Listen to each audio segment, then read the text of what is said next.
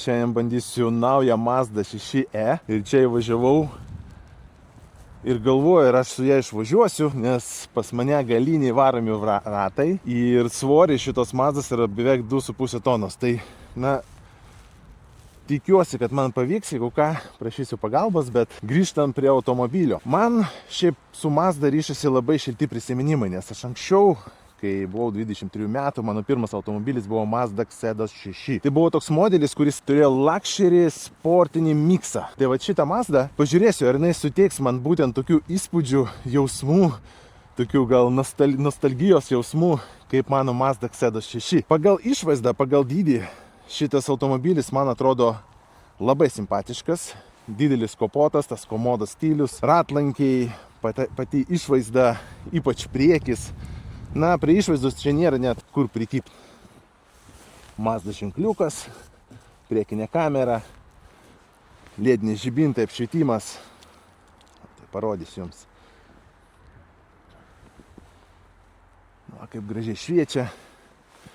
Už dizainą čia jokių priekaištų, kaip sakoma, galima sielą velniui parduoti, kad turėti tokį automobilį, būtent tokio dizainą. Kas liečia praktiškumą, gan didelė bagažinė.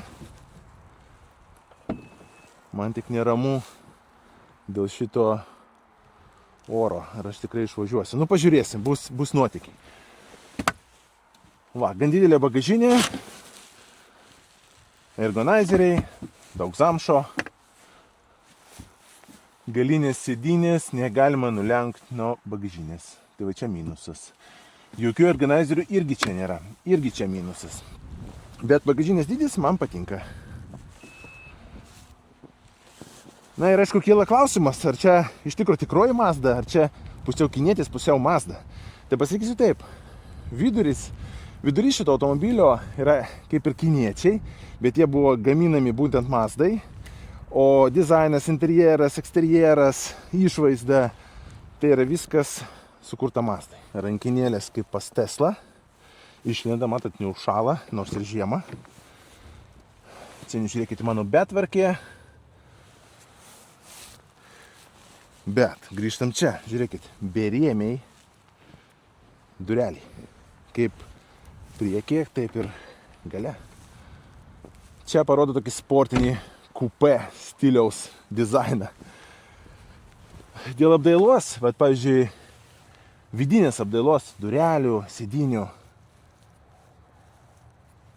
Čia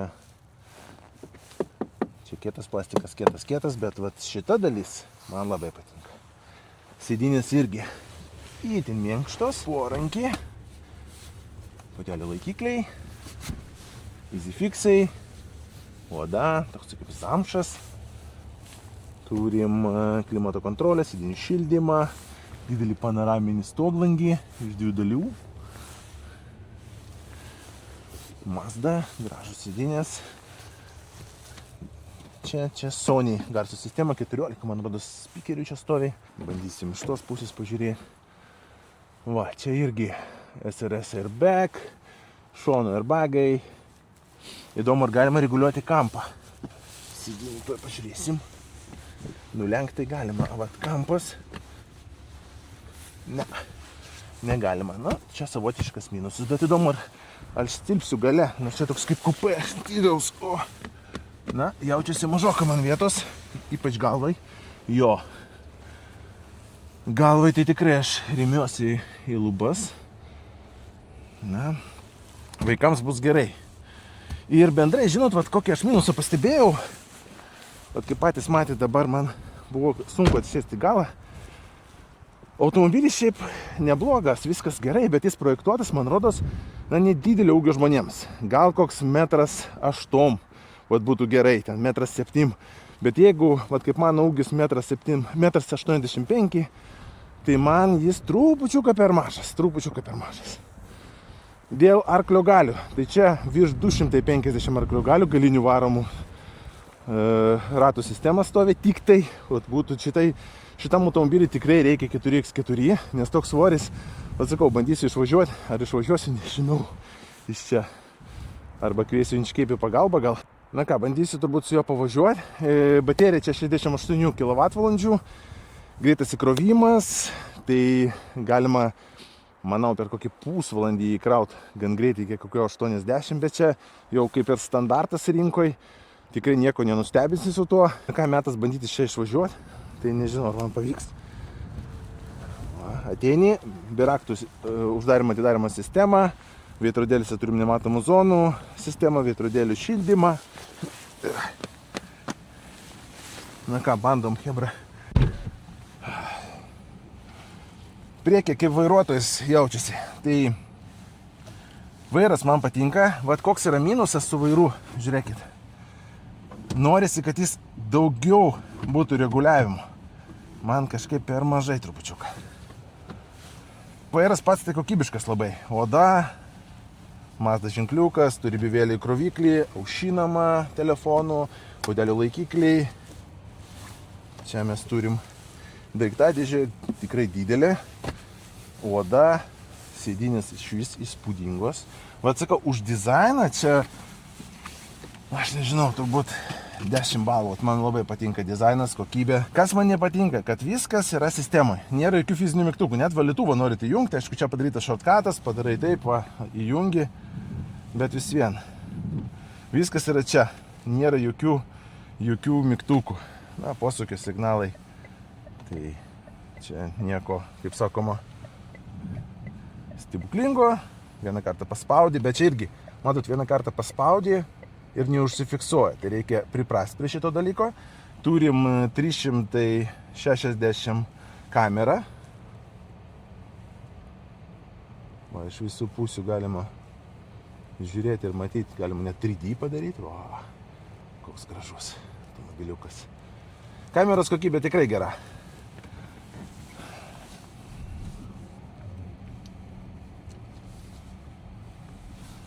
Žinau, aš jaučiu, šiandien išvažiuosiu net. Bandysim biškį atgal.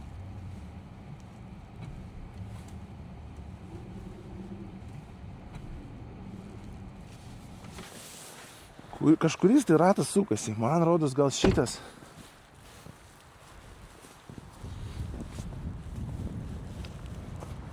Šiaipgi nėra daug sniego čia. Kas čia? Nesuprantu aš, kodėl jinai čia pastrigo.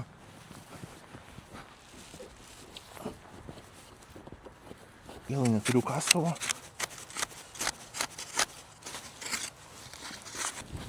Čia išvis jokių neturėtų būti problemų. Išvažiuoju, nežinau. Reikia įsibėgėti, jaučiu ir varyti, nes kitaip. Žiūrėkit, hebra, pavyko man išvažiuoti, bet ką reikia daryti? Lifehackas, driving mode, ESP. Šitas Dynamic Stability reikia išjungti išvis, įjungti sportą ir man iškasi. Nes iš tikro, kai yra komfortas, tai jau kur nors pastringa automobilis, taip kaip pas mane, tai paprasčiausiai ratai nesisuka, jie labai lėtai sukasi. O kai išjungiau va šitą ESP, na viskas, iškart kitas automobilis. Nu tai, va, bandom, dabar jau važiuoja normaliai. Kaip sakoma, išvažiuoti manoma, paprasčiausiai yra dalykų, kurių reikia žinoti ir išmanyti. Sakau, bet šitam automobiliui tikrai būtų neprašaliai turėti 4x4. Tai grįžtant prie automobilio, kaip jis vairuojasi. Pakaba gan kieta iš tikrųjų, va tokie net mikrosmūgiai. Ir aš manau, net čia ne dėl pakabos, o dėl svorio. Nes čia kaip sedanas, toks hatchas sedanas. Ir paprasčiausiai 2,5 tonos, na beveik. Ir tos pakabos, na, vat matot, tokie smūgiai trupučiuką jaučiasi. Bet užtat jisai bus sportiškesnis tas automobilis. Jis turbūt į tai ir orientuotas. Tai vat išvažiuosim į greitkelį ir pažiūrėsim, kaip jisai jaučiasi greitkelį. Bet aišku, reikia labai atsargiai. Galiniai varomi ratai, daug arklių gali, 200 pm, kažkas tai tokio. Tai aišku, maksimalę galę su sport režimu čia nevarysiu. Va, bet tokį standartinį įsibėgėjimą, važiavimą, va, kaip koks jausmas, kokia garso izoliacija, tai aišku pajusite. Na va, atsargiai persirikiuojam.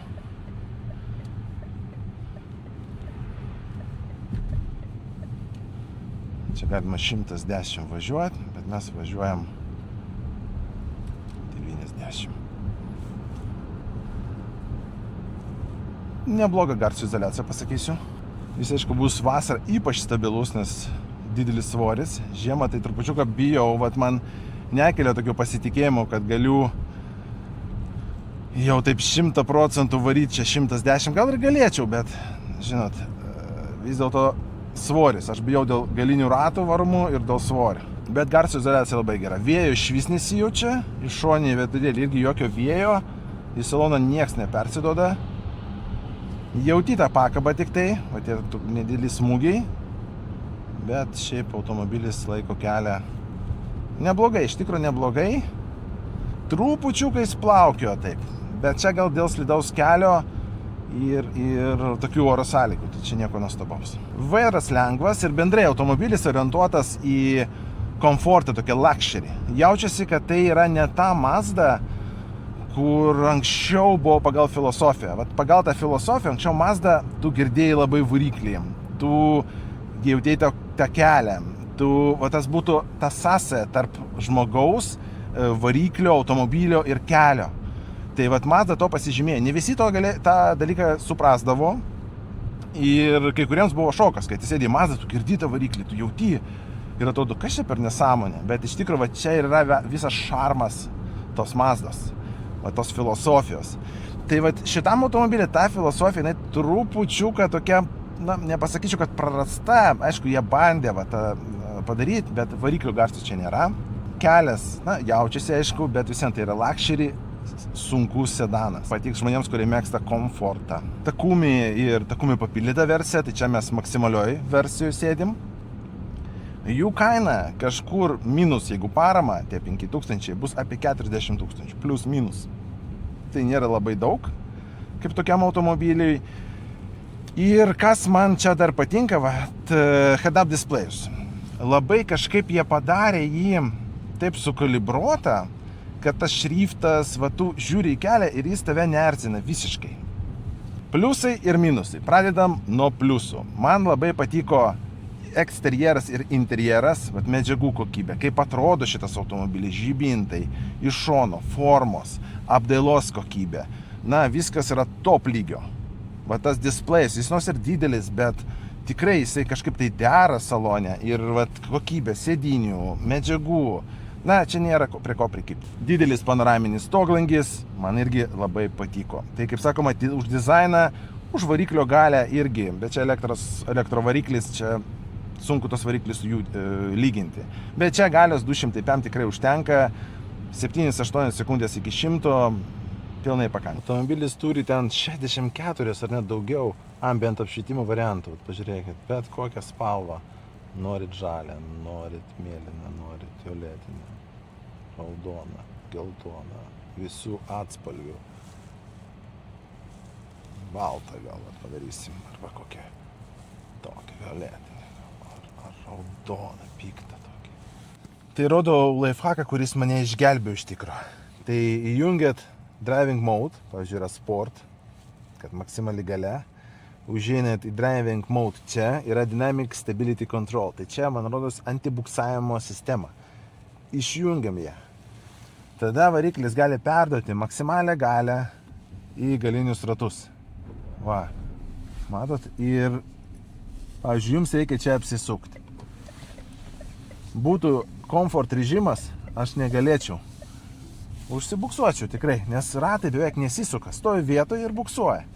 O kai išjungi tą ESC, taip vadinamą, tai jis pradeda važiuoti normaliai. Ratai gali buksuoti. Tai jeigu kažkur, kaip aš, užsibuksuojat, lifehackas tikrai išgelbė. Bet turbūt pats didžiausias pliusas šito automobilio, tai galiniai varomi ratai, nors žiemą atrodo tai minusas.